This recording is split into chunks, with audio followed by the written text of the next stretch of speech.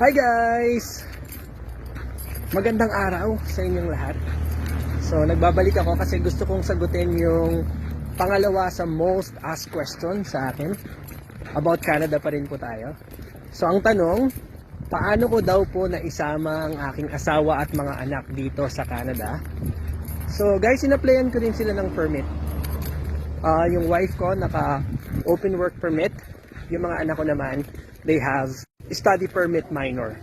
So, lahat kaming apat, may permit kami to be able to get here.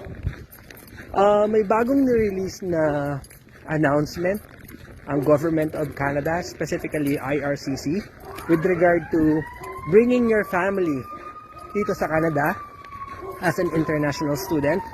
So, you need to do a little bit of research kasi baka yung nagamit namin na or yung criteria na applicable sa amin na nagpunta kami dito is no longer applicable to you guys. Alright?